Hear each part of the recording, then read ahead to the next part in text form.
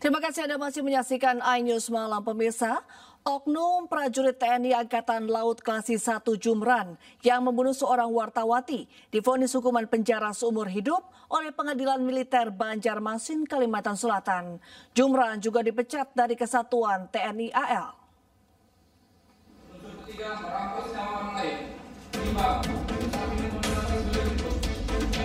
Pengadilan Militer Banjarmasin, Kalimantan Selatan menjatuhkan vonis seumur hidup terhadap Klasik 1 Jumran karena terbukti melakukan pembunuhan berencana terhadap Juwita, wartawati sebuah media di Banjarbaru, Kalimantan Selatan.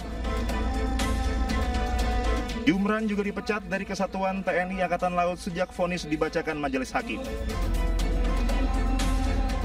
Di mana putusannya sesuai dengan tuntutan dari auditor militer, di mana pidana pokok penjara selama seumur hidup dan pidana tambahan dipecat dari dinas militer. Pertanyaan soal remisi atau nanti upaya hukum berikutnya seperti yang tadi dijawab oleh terdakwa sendiri, bahwasanya sikap terdakwa saat ini adalah pikir-pikir. Jadi kita belum mengetahui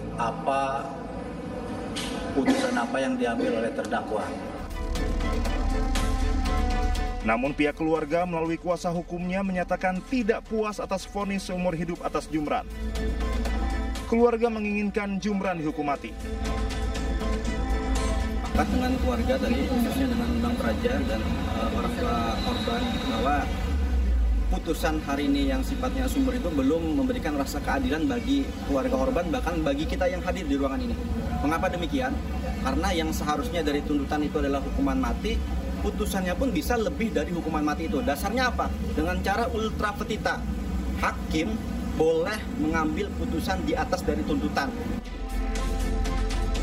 Kuasa hukum keluarga korban, Pazri, menegaskan pihaknya akan terus mengawal kasus ini agar dugaan adanya pelaku lain dalam kasus pembunuhan Juwita ini dapat diungkap. Dari Kota Baru, Banjarbaru, Kalimantan Selatan, Sairi, iNews melaporkan. Pemirsa, Presiden ke-7 RI Joko Widodo menanggapi santai ahli digital forensik Rismon Sianipar yang mendatangi rumah dosennya Kasmujo. Jokowi mempersilahkan Rismon untuk mengecek lokasi kuliah kerja nyata di Boyolali, Jawa Tengah.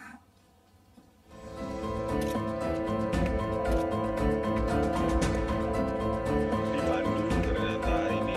Kenalkan Pak, saya Rismon Sianipar, Pak. Ahli digital forensik Rismon Sianipar masih meragukan keaslian ijazah Presiden ke-7 RI Joko Widodo. Rismon Sianipar nekat mendatangi rumah Kasmujo di Pogung Kidul, Kabupaten Sleman, Yogyakarta untuk mengkonfirmasi apakah benar Kasmujo adalah dosen pembimbing skripsi dan akademik Jokowi meski hal tersebut melanggar aturan. Dalam video, Kasmujo pun menyebut bahwa dirinya bukanlah dosen pembimbing skripsi dan akademik Joko Widodo. Bapak saat itu berarti bukan pembimbing skripsi? Jelas, bukan. Bukan pembimbing akademik? Bukan. Pembimbing akademik pun bukan, Pak? Oh, bentar, Pak. Maaf. Terkait hal ini, Jokowi pun menanggapi santai. Jokowi mempersilahkan Rismon CS untuk menggali informasi sebanyak-banyaknya dan mendatangi lokasi saat dia mengikuti kuliah kerja nyata atau KKN. Ya, KKN dicek aja di Desa Ketoyan, di Kecamatan Wonosgoro, Kabupaten Boyolali, dicek ke sana. Tahunnya seingat saya 85 awal. Cek kok, ngecek dekat aja. Tapi peristiwanya sudah 40 tahun yang lalu. Tanya ke dulu Pak kepala desanya, kalau sudah beliau dulu waktu saya KKN sudah agak sepuh, ya tanya ke putra putrinya, wah Pak dekat. Nanti KKN-nya ganti lagi KKL-nya di mana. Nah, studi turnya ada di mana, kuliah kerja lapangan di mana. Ampun. Sebelumnya Jokowi juga telah mengunjungi rumah Kas Mujo pada bulan Mei lalu. Kala itu Jokowi datang menawarkan bantuan tim hukum kepada Kas Mujo atas gugatan yang dilayangkan perihal tudingan ijazah palsu.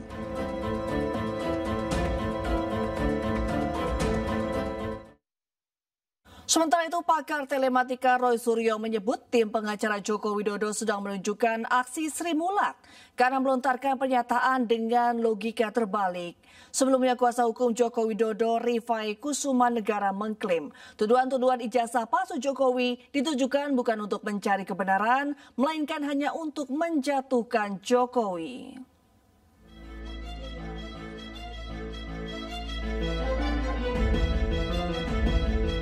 Pakar telematika Roy Suryo menyebut tim pengacara mantan Presiden Joko Widodo sedang menunjukkan aksi Sri Mulat karena melontarkan pernyataan dengan logika terbalik. Kritikan disampaikan Roy Suryo menanggapi ucapan pengacara Jokowi yang menyebut jika ijazah Jokowi dibuka ke publik dapat menimbulkan kekacauan dan menjadi preseden buruk. Roy Suryo menjelaskan tentang ciri khas Sri Mulat yang sering menggunakan logika terbalik untuk menerangkan sesuatu. Logika Sri Mulat. Logika Sri Mulat itu artinya kita tertawakan saja. Ya, karena Sri Mulat itu selalu kalau mau sein belok kanan tuh seinnya kiri. Ya, kalau bilang sesuatu yang bahaya itu bahaya. Gitu. Jadi malah jadi tertawaan. Mana ada orang kalau punya ijazah asli ditunjukkan itu terus jadi chaos. Nggak akan ada itu. Itu logika Sri Mulat. Logika yang terbalik-balik. Jadi kita tertawakan saja. Dan ini biarkan masyarakat yang menilai. Sebelumnya, kuasa hukum Presiden ke-7 Republik Indonesia, Rifai Kusumanegara, mengklaim tuduhan-tuduhan ijazah palsu Jokowi bukan untuk mencari kebenaran atau kepentingan akademik semata, melainkan hanya untuk menjatuhkan Jokowi. Hal ini dibuktikan selama proses penyelidikan yang sudah dilakukan kepolisian selama 2 bulan. Hasil penyelidikan pihak berwenang tetap ditolak oleh pihak-pihak berperkara sehingga tuduhan masih terus berlanjut. Sesuatu yang kami yakini semakin terbukti kebenarannya. Ya. Seperti kita saksikan bersama, semua upaya hukum, proses hukum sudah dijalankan, tadi diterangkan oleh rekan Yaakob, nyatanya tetap ditolak. Bahkan terakhir-terakhir ini semakin terlihat bahwa kegiatan mereka ini bukan lagi bersifat mencari kebenaran atau kegiatan akademis. Karena banyak statement yang sangat terlihat bahwa ini sudah berbau politis. Rifai juga meminta pihak Polda Metro Jaya mengambil langkah tegas menyelesaikan laporan lain yang masuk untuk segera diputuskan apakah masuk ke tahap penyidikan atau dihentikan. Tim Liputan iNews melaporkan. Kubu Joko Widodo menyebut jika ijazah Jokowi ditunjukkan berpotensi membuat chaos dan presiden buruk. Sementara pakar telematika sekaligus terlapor Roy Suryo menyebut chaos hanya terjadi bila ijazah tersebut palsu.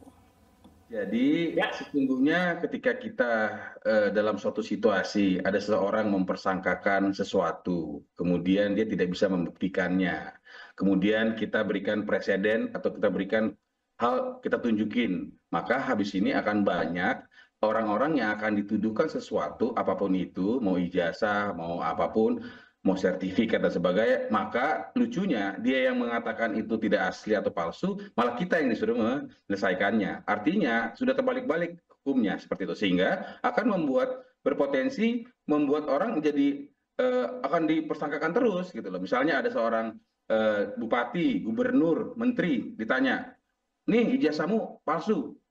Kemudian dia harus membuktikannya. Loh kemarin si A membuktikan dengan memberikan ijazahnya kok akan menjadi chaos menurut kami. Seperti itu, Anissa. Pak Roy, silakan langsung tanggapannya. Chaos seperti apa? Menurut Anda? Kita kalau menjawab itu insya Allah mesti harus dengan menggunakan referensi ya semuanya. Jadi yang namanya chaos itu kan berasal dari bahasa Yunani. Asal katanya chaos. Chaos itu artinya huru hara, kerusuhan, gitu ya, gitu. Jadi ini lebay lah, gitu istilahnya. Makanya saya sebut kemarin Mbak Anissa, jadi istilah dari Pak Rifai kemarin itu adalah istilah yang mengada-ada, bahkan kayak lawakan Sri Mulat gitu ya. Jadi kalau mau belok kiri, sayanya kanan. Nggak akan ada yang namanya chaos. Ya, chaos itu kalau ijazahnya palsu. Nah itu baru chaos. Jadi kalau ijazahnya memang asli ya, kenapa takut gitu loh. Dan sebenarnya pembuktian ijazah asli ditunjukkan itu sesuai dengan Undang-Undang Keterbukaan Informasi Publik. Bukan hanya pasal 17 yang dikecualikan.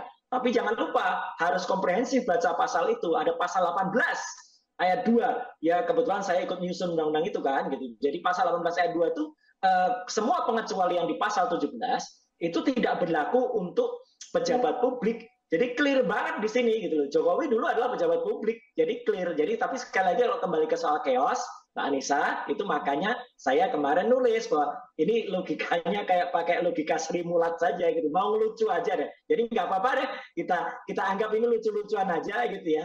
Jadi istilah chaos bisa biar diterjemahkan oleh masyarakat.